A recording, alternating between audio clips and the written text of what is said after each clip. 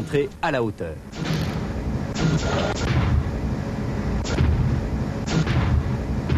Sinon,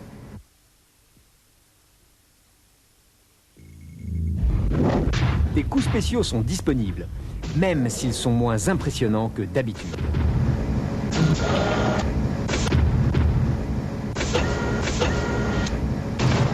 Ils sont simples à réaliser. Dommage qu'il soit impossible de contourner son adversaire.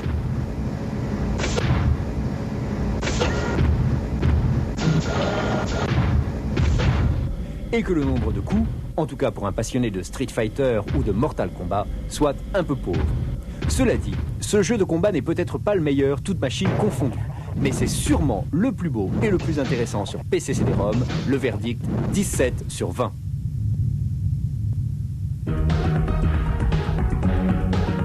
Décidément là, un bon jeu de plateforme qui innove dans un genre souvent répétitif, 15 sur 20.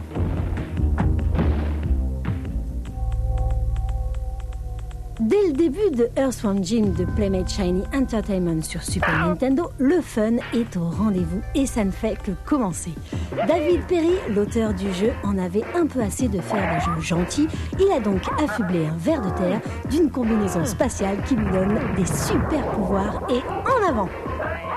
Les graphismes sont très cartoons et comptent parmi les meilleurs sur Super Nintendo. La bande-son, elle, est d'enfer. Et bing, le méga tir. Aïe aïe aïe, la vie de ver de terre est dure, Jim en fait une tête.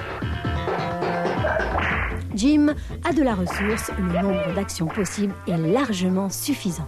Cela dit, un petit temps d'adaptation est nécessaire. Le contrôle de Jim, excellent dès qu'on a pris le coup de main, n'est pas immédiat. Mais vraiment, rien de grave. Earthworm Jim est, qu'on se le dise, un des meilleurs jeux du genre, si ce n'est le meilleur. Avant de vous donner la note finale, quelques séquences sympas. Jim sur son hamster. Dans son sous-marin. Et ça, c'est pas sympa. Admirez la technique du frigo. Bien fait pour le corbeau. Vous l'avez compris, nous, on adore 19,5 sur 20.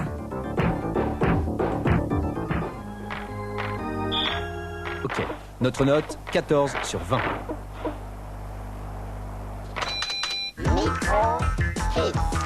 Vous avez déjà très certainement entendu parler d'un des plus beaux jeux de Noël sur PC, son titre Under a Killing Moon. Et vous avez probablement vu un certain nombre de photos d'écran. Des photos d'écran statiques, malheureusement, mais heureusement Microkit est là et va vous montrer le plus beau de ce jeu, c'est-à-dire son animation et son interactivité. Et pour en parler, nous sommes en compagnie de Valérie Maya, qui est chargée des relations publiques de US Gold et donc de Access, qui est l'éditeur de ce jeu. Quel est le thème, Valérie, de Under a Killing Moon ?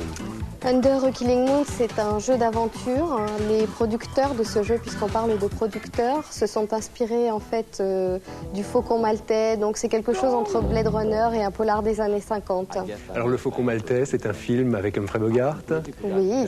Et le thème de ce film, où Humphrey Bogart devait aller d'énigme en énigme et retrouver un faucon en or. Alors est-ce qu'il faudra trouver un faucon en or dans Non, ce ne sera pas tout à fait la même chose, mais effectivement Tex Murphy, qui est détective privé et qui est le héros du jeu, devra aller de quête en quête et d'objet en objet pour finalement découvrir qu'une secte veut détruire le monde. Et Tex parviendra-t-il à le sauver? À vous de jouer. Quelle est l'époque de ce jeu? Alors en fait, le scénario débute à la fin de la Troisième Guerre mondiale, dans les rues de San Francisco, en 2042 exactement, et on retrouve Tex dans son bureau, qui est très ennuyé, parce qu'il est souvent très ennuyé, et qui reçoit la visite d'un vieil ami, un colonel. Je ne vous en dis pas plus pour l'instant. Comment est-ce que vous décririez ce personnage de Tex? C'est un détective heureux, malchanceux? C'est un détective qui se cherche, un petit peu... à la Colombo? Un petit peu à la Colombo, voilà, c'est ce qu'on pourrait dire. Et c'est un basketteur, un fin basketteur également. C'est un basketteur, d'ailleurs, il porte toujours ses baskets, son imperméable et son chapeau. Le point fort d'Under a Killing Moon, c'est bien sûr son animation, ses graphismes, mais c'est surtout son interactivité. Oui, parce que là, le joueur est véritablement le héros du jeu. Donc c'est vraiment la première fois qu'on peut rentrer dans un film On peut aller absolument partout, il y a une fluidité de mouvement inégalée, quel que soit le jeu et quelle que soit la machine. Et on a 3 modes de jeu différents. On a 3 modes de jeu. On a un mode de jeu conversation, où là le joueur pourra converser avec les différents personnages et acteurs du jeu Under a Killing Moon. On a un mode cinéma, dans lequel on peut simplement regarder les séquences de cinéma. Et on a un mode recherche d'indices qui permettra aux joueurs paniqués de se retrouver dans l'histoire. Et dans ce mode conversation, l'interactivité et le dialogue avec les différents personnages se passent de quelle manière? En fait, c'est vous qui choisissez l'orientation du dialogue, c'est-à-dire que vous avez chaque fois un choix de 3 réponses et vous orienterez l'énigme en fonction des choix que vous ferez. Pour obtenir un tel résultat, ça a été un travail énorme. Combien d'années de développement et combien de personnes? Access a travaillé sur ce produit depuis plus de 2 ans maintenant, avec une équipe d'au moins 60 personnes. Et c'est en fait Chris Jones qui a toujours été fan de cinéma et qui a absolument voulu adapter un jeu sur PC qui ressemble véritablement à un film et qui est même un film. Et Chris Jones, qui est le producteur du jeu, joue également le rôle de Tex Murphy, héros du jeu. Combien de CD-ROM? Il tient sur 4 CD-ROM, donc c'est une véritable performance. Et quelle configuration requise? La configuration optimale requise, c'est un 486 évidemment, mais le jeu tournera tout à fait sur un 386 avec un CD-ROM double vitesse. D'accord. VGA et SVGA? VGA et SVGA.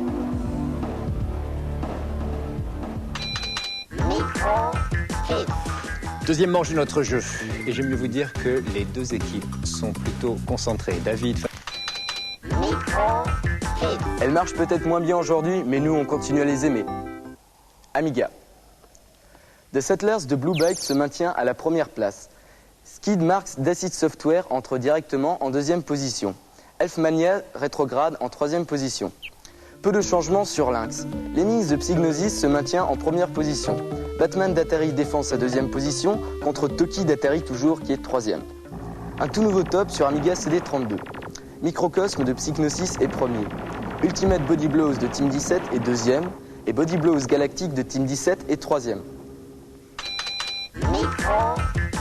Et maintenant, un petit coup de pub pour Delphine et son émission de radio Delphine et les Kids. Vous savez que Delphine fait de la radio, une émission de radio d'ailleurs dans laquelle il y a une séquence sur les jeux vidéo. Et si vous voulez tout savoir sur cette émission de radio, le 3615 code France 3 rubrique Micro Kids. C'est également sur le 3615 France 3 rubrique Micro Kids que vous trouverez les coordonnées des auteurs de fanzine. Avec cette semaine, un fanzine belge qui s'appelle Extra RAM. Avec un titre pareil, forcément, il est consacré aux ordinateurs avec des tests de jeux sur micro-ordinateurs, mais également des articles assez passionnants sur l'image de synthèse. L'image de synthèse avec 3D Studio 3.0 par exemple, ou alors paysage en 3D avec Vista Pro.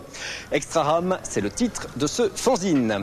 Et puis, une innovation française, ce sont des compacts disques. Alors vous allez me dire, les compacts disques, je connais déjà, sans doute, mais vous ne connaissez pas ceci parce qu'au lieu d'être en polycarbonate, c'est-à-dire en plastique, ils sont en verre. L'avantage du verre, eh bien, ces compacts disques supportent des vitesses de rotation très élevées.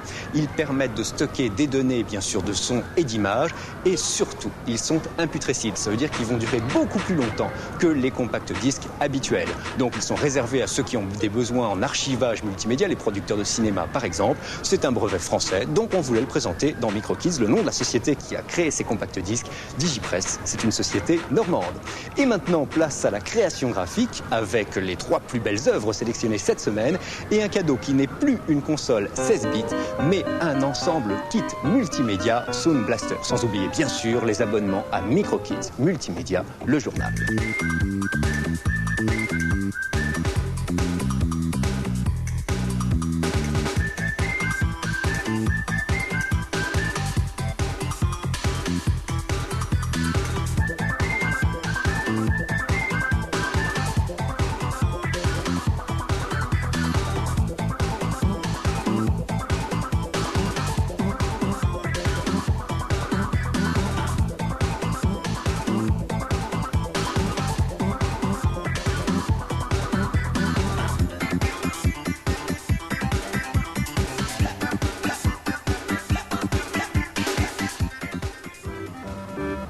Si vous voulez participer à l'émission, vous avez deux possibilités, soit nous écrire à MicroKids Multimédia, 30 rue Eugène Carrière 75 018 Paris, soit découper le coupon participation se trouvant à l'intérieur du mensuel MicroKids Multimédia.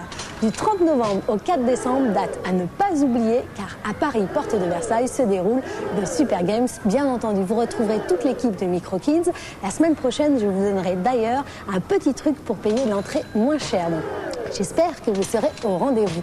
Pendant ces mêmes dates, du 30 novembre au 5 décembre, cette fois-ci à Montreuil, se déroulera le Salon du Livre de la Jeunesse. Un rendez-vous à ne pas manquer, rencontre entre l'enfant et le livre. Il y aura aussi une journée destinée aux professionnels avec un plein feu sur le CDI CD-ROM. Donc si vous voulez avoir plus de renseignements, un numéro de téléphone est à votre disposition. Le 48 57 57 78. À présent, c'est le moment de jouer à notre jeu caché. Voici les 3 propositions du jour. Choix numéro 1, John Madden Football 92. Choix numéro 2, NFL Football. Choix numéro 3, Joe Montana Football. La semaine prochaine, un grand rendez-vous à ne pas manquer avec le Roi Lion de Virgin. On se quitte avec la démo du jour. Elle s'intitule Imagine. Elle tourne sur Amiga 1200 et c'est le groupe Dream Dealers qui l'a créée. À la semaine prochaine. Jouez bien. Bye bye.